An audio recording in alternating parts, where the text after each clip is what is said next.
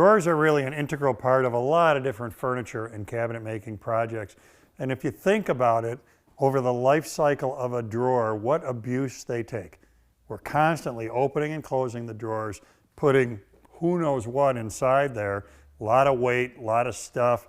Kids are grabbing them, kids are slamming them. So as a result, the manner in which a drawer gets put together is really, really important to make sure that it's going to last a long time. My favorite technique for putting drawers together involves a couple different things. On the front of the drawer, I really like to use a half-blind dovetail, just like that one. On the back of the drawer, I really like to use what's called a drawer lock joint, just like that, where the parts mechanically are locked together.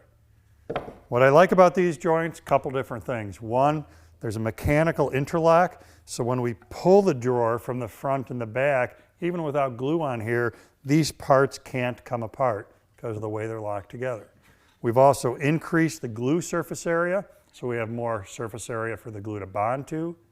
Also, you watch people when they're looking at furniture and cabinets, they pull the drawer out just a little bit and they look there to see if you've got dovetails.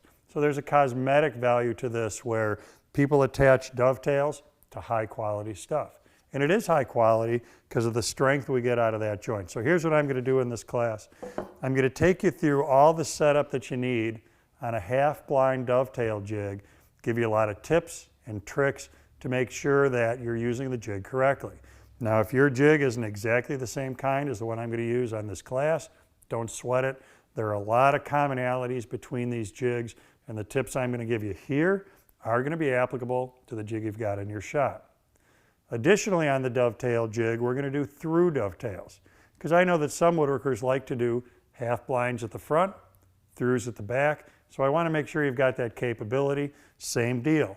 We're going to take you through with lots of tips and tricks and show you exactly the best way to get those through dovetails cut on your jig. In order to do that drawer lock, I want to give you a lot of ammunition for your woodworking arsenal there. So first thing we're going to do is head over to the table saw, and using a dado head, we'll produce a drawer lock on the table saw.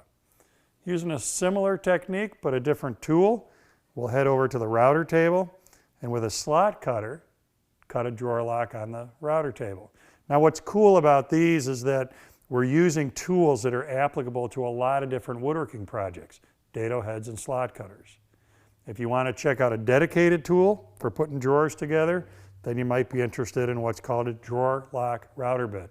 People can get a little bit confused about setting these up. I've got some tricks for it to simplify it.